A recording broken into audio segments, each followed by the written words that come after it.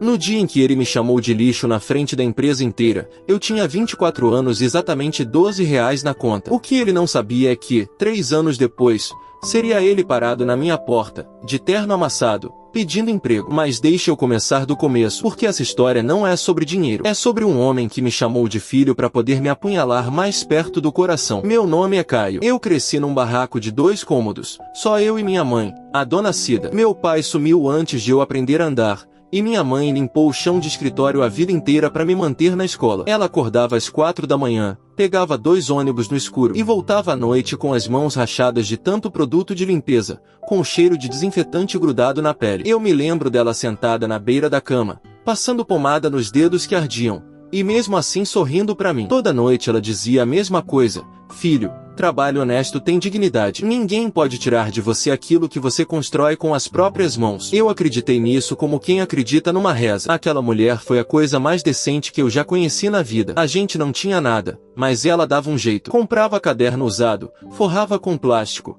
e dizia que estudo era a única herança que ela podia me deixar. Nas noites frias, ela cedia o cobertor dela e dizia que não estava com frio. Eu sabia que estava. Foi por ela que eu jurei, ainda menino, que um dia ela ia poder descansar aquelas mãos. Um dos escritórios que ela limpava era o da Transportes Vidal, uma transportadora de médio porte do seu Ademar Vidal. Ademar era um homem grande, de voz mansa e aperto de mão firme, que a cidade inteira respeitava. Ele dava entrevista em rádio, patrocinava o time do bairro, aparecia sorrindo nas fotos. Um dia ele me viu, aos 15 anos, esperando minha mãe terminar o serviço, sentado no chão do corredor resolvendo umas contas num caderno velho. Ele olhou por cima do meu ombro o que eu tinha feito, ficou um tempo em silêncio, e disse: esse menino tem cabeça. Manda ele aparecer aqui segunda-feira. Comecei varrendo o galpão, carregando caixa, lavando o caminhão. Mas eu não conseguia ficar quieto vendo desperdício. Enxerguei que os caminhões saíam meio vazios, que as rotas se cruzavam sem sentido, que a empresa queimava dinheiro em cada viagem sem ninguém perceber. Comecei a anotar tudo num caderno. Depois comecei a sugerir. Redesenhei rotas, juntei entregas, cortei viagem morta. No primeiro mês que a minha ideia pegou, a empresa economizou mais do que eu ganhava num ano. Ademar me deu uma mesa, depois uma sala, depois as chaves do escritório. Em poucos anos, era eu quem fechava os contratos, quem falava com os clientes, quem fazia a máquina girar de madrugada quando dava problema. Os motoristas me chamavam de patrão mais novo, com carinho, porque eu descia do escritório para ajudar a resolver pneu furado às 3 da manhã. E o Ademar, o Ademar me abraçava na frente de todos e dizia: esse aqui é como um filho para mim. Um dia o Vidal vai ter o nome dele junto. Eu ficava sem graça, mas por dentro eu florescia, porque eu nunca tinha tido um pai. E aquele homem estava ocupando aquele buraco que doía em mim desde criança. Eu engolia aquilo inteiro. Eu amei aquele homem como o pai que eu nunca tive. Trabalhei feriado, virei noite, deixei de namorar, deixei de viver, porque eu achava que estava construindo alguma coisa que também era minha. Quando a empresa precisou de capital para comprar caminhões novos e disputar os contratos grandes, eu não pensei 2 vezes. Peguei tudo que eu tinha juntado em anos, cada centavo guardado com unha e dente, R$ 40 mil, e coloquei na Transportes Vidal. Sem contrato, sem papel, só um aperto de mão e a palavra dele: quando a expansão der certo, você entra como sócio, Caio. 30%. Você merece, meu filho. Eu tinha a palavra do meu pai de coração. Para que papel? Minha mãe foi a única que estranhou. Ela parou de passar a pomada nas mãos, me olhou sério, e disse: filho, homem que promete de boca segura na mão. Pede para ele escrever. Não pela desconfiança, pela ordem. Eu ri dela. Eu disse: mãe, a senhora não entende de negócio. O Ademar não é assim. Foi a coisa mais burra, mais arrogante e mais cara que eu já falei na vida. Eu devia ter ouvido as mãos que me criaram. A expansão deu certo. Deu certo demais. Os clientes que eu tinha conquistado um por um dobraram o faturamento em 2 anos. A frota cresceu, o nome cresceu, e eu, ingênuo, achei que a minha hora tinha chegado. E foi exatamente quando a empresa ficou gorda que o Ademar me chamou na sala. Tinha um contador que eu nunca tinha visto sentado ao lado dele, de cabeça baixa, e tinha uma pasta preta fechada em cima da mesa. Ademar não me olhou nos olhos. Ele disse, com aquela voz mansa de sempre, que a auditoria tinha encontrado irregularidades nas minhas negociações, que faltava dinheiro no caixa, que existiam documentos com a minha assinatura provando desvio. Eu senti o chão sumir. Eram documentos forjados, cada um deles, mas estavam ali,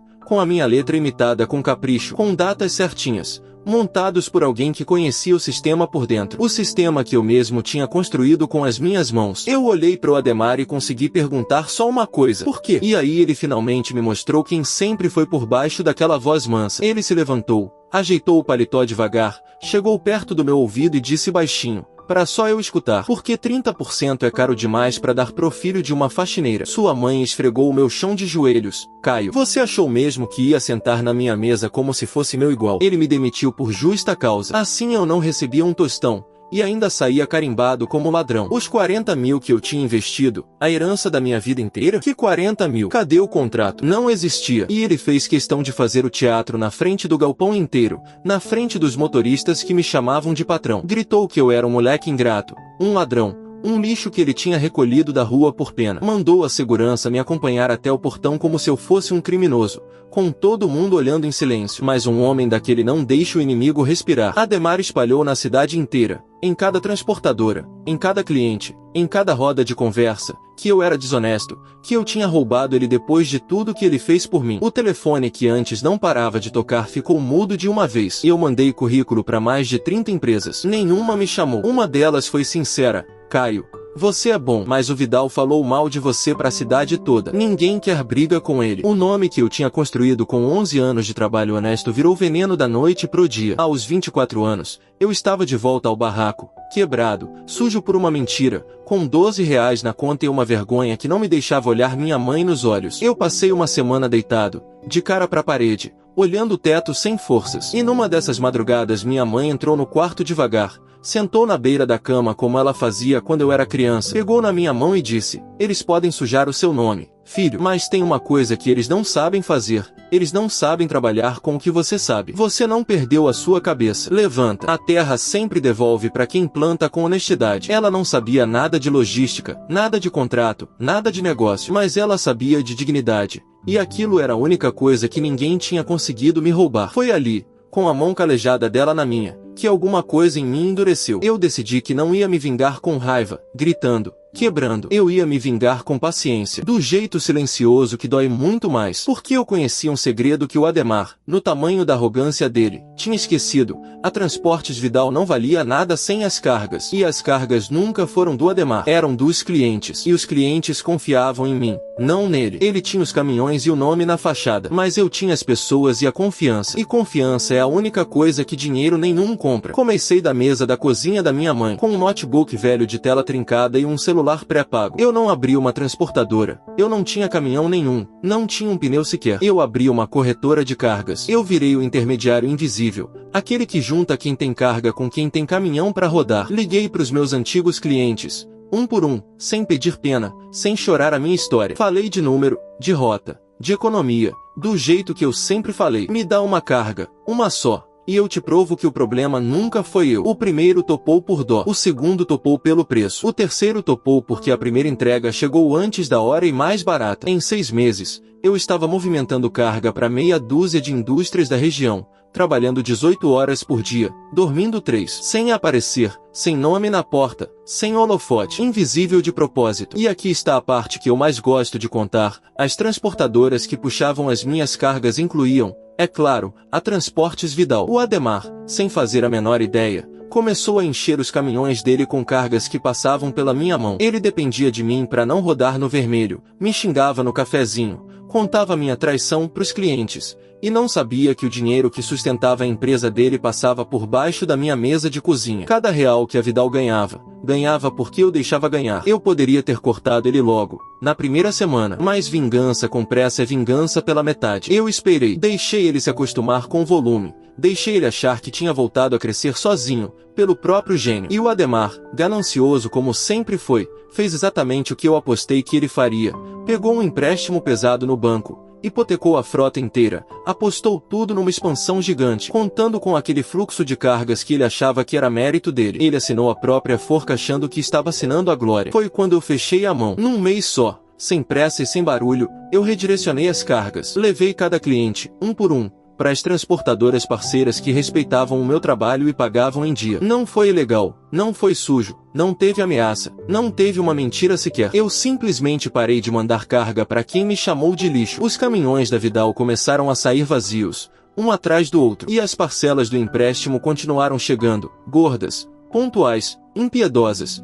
do jeitinho que ele mesmo tinha assinado com aquela caneta cara. E enquanto a empresa dele afundava, a verdade veio à tona sozinha, do jeito que a verdade sempre acha uma fresta. O contador que forjou os documentos contra mim, o mesmo homem que o Ademar tratou como capacho por anos, foi o primeiro a ser mandado embora quando o dinheiro apertou. E o homem humilhado fala: ele procurou um dos meus antigos clientes com os arquivos originais, os de verdade, e mostrou passo a passo como o Ademar tinha me incriminado. Em uma semana, a mesma cidade que me chamou de ladrão soube exatamente quem era o ladrão de verdade. Meu nome voltou limpo, e o dele afundou de um jeito que não sobe mais. Os sócios menores, os bancos, os últimos clientes fiéis, todos abandonaram o barco furado. A Transportes Vidal foi a leilão. E aí, sim, eu apareci, não escondido, na luz do dia. A minha corretora, que a essa altura já era uma empresa de verdade, com nome, com time, com reputação, arrematou a frota e o galpão da Transportes Vidal. O mesmo galpão que eu varria aos 15 anos. As mesmas chaves que um dia me foram dadas de presente e depois arrancadas da minha mão como se eu fosse um cachorro na chuva. O Ademar apareceu no dia em que eu assinei os papéis. Velho, encolhido,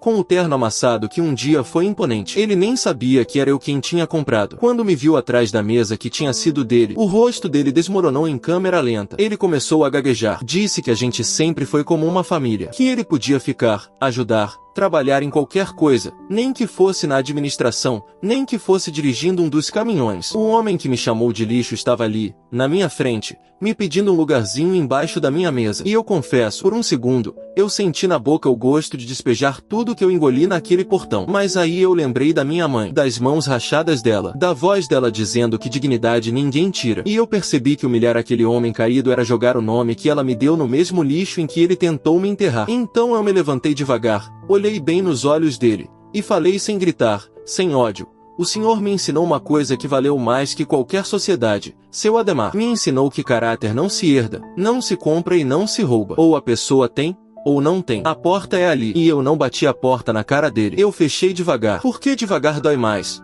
E porque a minha mãe não me criou para bater porta. Hoje a antiga Transportes Vidal roda com o meu nome na fachada. E todo mês, os mesmos caminhões que um dia me expulsaram pelo portão saem lotados das cargas que eu movimento. A empresa que era dele, hoje, trabalha para mim. Não porque eu roubei. Porque eu construí, de novo, do zero, com as próprias mãos, exatamente como a minha mãe me ensinou. Na primeira semana, eu levei a dona Cida para conhecer a sala. Ela entrou devagar, com um vestido novo que eu comprei para ela, passou a mão na mesa como quem toca uma coisa sagrada, e ficou um tempão em silêncio. Depois olhou para mim com aqueles olhos cansados e disse só: viu, filho, eu não falei? A terra devolve. E aquelas mãos que esfregaram o chão daquele homem de joelhos por anos, hoje descansam. Não limpam mais o chão de ninguém. Isso, para mim, valeu mais do que a empresa inteira, mais do que qualquer vingança. Se você chegou até aqui, me responde uma coisa nos comentários. Quando alguém te trai de verdade, você prefere a justiça barulhenta, na hora, no grito,